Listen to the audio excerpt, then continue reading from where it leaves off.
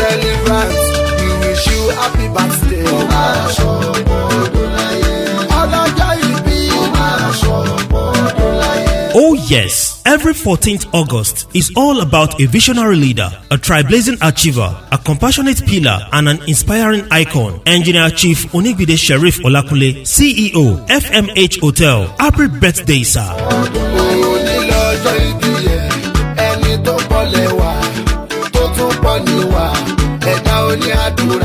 Babalaje tówó díẹ̀dẹ̀ olóyè Ọlákúnlé ó yá máa gbẹ́sẹ̀ ńkọ̀ọ̀kan ọkùnrin gbọ̀ngbọ̀ràn bíi ọjọ́ kàtàrí aláṣẹ FMH Hotel ẹ kú ọdún ẹ kú ìyèdún ẹ ò ní ṣọdún bọ́dún lọ Chief Onígbìndé Sheriff Ọlákúnlé adéoríta ilẹ̀lú èjìrì ará àsokùn ayarere lọ́ọ̀dẹ ọkọ afúnijẹ fúnita Ọlákúnlé arọ́pọ́tọ́ bíi ọ̀ká adùn bárìn mátòṣì ni àrídùnnú yóò ní dìbàjẹ́ láṣẹ Ìdùmarè òjòjò ò ní ṣòwò kó má lè nájà kókó lára ọ̀tá lè ẹ ò ní fa ìsànlùgbà ẹ ò ní dolówó àná ikú òjijì ò ní wọlé tàn yín tayatọmọ Àwòfẹ́mi Gbásky olólùfẹ́ tẹbitara ẹ ò ní bá wọn kí náírà kó àtijọ́ láṣẹ Èdùmàrè ọmọ Onígbìndé mo fẹ́ délé àwọn bàbá tó bí yín lọ́mọ ní gbọ̀ngàn Olúfẹ́ Àrògọ̀dìjà ẹ̀yin lọ́mọ Olúpéjọ bí agẹ́sísáwo ọmọ alẹ́ bí oṣù mẹ́fàràtìgì Ọlákúnlé o ẹ̀yin lọ́mọ afíjú ẹyẹ tí jẹ ní gbangba oko ọmọ kólódò àwùbí kólódò tó ti gbórí wá ará ìgbórí wọn ò lódò omi ikú ni wọ́n pọ́n múlẹ̀ bàbá tó bí yín lọ́mọ Ọlákúnlé tá ń làásà tá ń lẹ̀kọ́rọ́ tá ń ní dọ̀bọ̀dé omi ìpẹ̀kun tá ń la fúlẹ́lẹ́ omi ayaba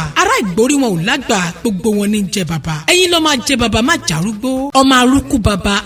bàbá arúkú wọjà má ta òkúta ẹgbẹ́dọ́jà tí ò ta òkúta ẹgbẹ́rọjà tí ò kojú owó ní bàbá yín dáṣọ fún lẹ́ ń pè légún sàǹbàsàǹbà ikú ògógó ọmọ pọ̀ ọ̀ tí ń jẹ́ egun ọkọ̀ táyé lọ́lú èjìrì ará àsokùn ẹdúnjọ bí ọba ọmọ ilé òní lé yín ọ̀nà òní nà yín pẹ́pẹ́pẹ́ ńlọ́wọ́ ṣàrọ́ àtẹ̀pẹ́lẹsẹ̀ ń tẹ̀nà kórìjẹ́ ẹ̀tẹ̀lẹ̀ yìí pẹ́ ẹ ti bá wọn jáwé àpẹ́ Ọlákúnlé wà pẹ́ láyé kọrin kése bọ́tà bá torí rẹ̀ jáwé kò ní jẹ́ bábá torí rẹ̀ wá gbò orí rẹ̀ ò ní gbàbọ̀dé láṣẹ Ìdùmarè Fẹ́mi Gbásky àti gbogbo àwọn ọ̀rẹ́ Gbásky lẹ́ẹ̀kú ọdún ẹkú ìyèdún iléeṣẹ́ Wùmí Àrà Media Concept àǹbáyín dáwọ́ ìdùnnú kórìjẹ́ ṣọ̀pọ̀ ọdún lókè èèpẹ̀ àṣeyí ṣàmọ́dún nínú ọlá ayọ̀ ìdùnnú àti burújí tó pọ̀ rẹpẹtẹ Engineer Chief Onígbìndé Sheriff Ọlákúnlé many happy returns of the day long life and prosperity happy birthday sir. It's your birthday today wàá gbáyé pẹ̀ èèyàn rẹ̀ Ọlọ́run ò ní.